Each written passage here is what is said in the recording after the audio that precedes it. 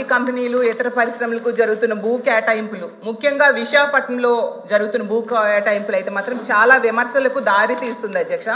విశాఖపట్నం అనేది మన రాష్ట్రంలోనే కాదు, దేశంలోనే కాదు, ఆసియా ఖండంలోనే అత్యంత బాగా ఫాస్ట్గా డెవలప్ అవుతున్న సిటీ అధ్యక్ష.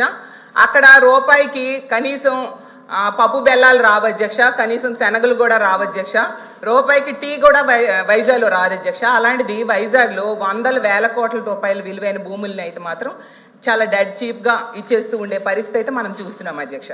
అయితే మనం గతంలో ఒక నానుడు ఉండేది, 99 రూపాయలకే బాటా రేట్ అని. మరి ఇప్పుడు 99 పైసలకే ఏ రేట్ అనాలో అర్థం కావట్లేదు అధ్యక్ష. మన పాత రాజధాని హైదరాబాద్ తీసుకుంటే అధ్యక్ష ఎకరా 150 కోట్లకి అక్కడ ఇస్తున్నారు అధ్యక్ష, ఇక్కడ మాత్రం ఎకరా 150 పైసలకే ఇస్తున్నారు అధ్యక్ష. మరి ఇందులో ఏంటి ప్రాబ్లమో నాకు అర్థం కావట్లేదు. అలాగే ఇంకా పునాది స్థాయిలో ఉన్న అమరావతిలో కూడా ఇస్తున్న భూముల ధరల కంటే మా విశాఖపట్నంలో ఇంకా తక్కువకి ఇస్తూ ఉన్న పరిస్థితి అధ్యక్ష. యాక్చువల్గా భూ కేటాయింపులు అనేవి వెనకబడిన ప్రాంతాలు, మారుమూల ప్రాంతాల్లో తక్కువ ధరకి ఇస్తారు, ఎందుకంటే ఆ ప్రాంతం అభివృద్ధి చెందాలని, అలాగే అక్కడ చీప్గా కూడా ధరలు భూములు ఉంటాయి కాబట్టి ఇస్తూ ఉంటారు అధ్యక్ష. మరి ఇంత కాస్ట్లీ ల్యాండ్ని ఎందుకు తక్కువకి ఇస్తున్నారో ప్రభుత్వమే చెప్పాలి అధ్యక్ష. ఇంకోటి ఏంటంటే టీసీఎస్కి 99 పైసలకే ఇచ్చామనేసి బాగా బ్రాండింగ్ చేసుకున్నారు, మంచిది అధ్యక్ష.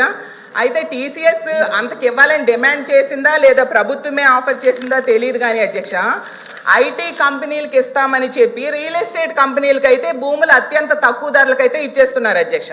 ఇప్పుడే చెప్పినట్టుగా రహేజా డెవలపర్స్కి 99 పైసలకేమో 27 ఎకరాలు కట్టబెట్టడం జరిగింది అధ్యక్ష. అలాగే అడ్రస్ లేని వర్సా కంపెనీకి డెడ్ చీప్గా 3000 కోట్ల రూపాయల భూమిని కట్టబెట్టాలని ట్రై చేశారు అధ్యక్ష.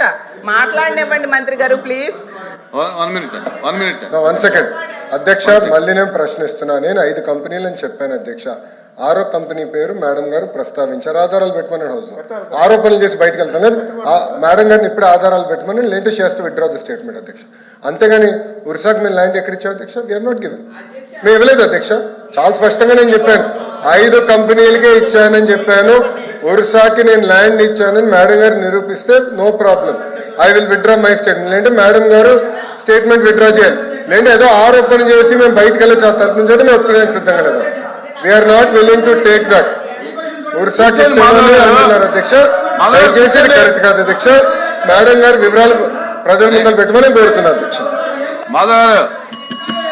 మాధవరావు ఇప్పుడు సెకండ్ సెక్రటరీ మాట్లాడుతున్నారు, మీరు లేచి మాట్లాడతారు ఎందుకు? నా కూర్చోండి మంత్రి గారు. 1 మినిట్ అమ్మా 1 మినిట్ మంత్రి. గత సెషన్లో కూడా ఇదే విషయం విమర్శిస్తే మేము ఇవ్వలేదు, ఇచ్చినట్టుగా నిరూపించండి అని చెప్తే మళ్ళీ అదే అలిగేషన్ చేస్తున్నారు. నేను అడుగుతున్నాను,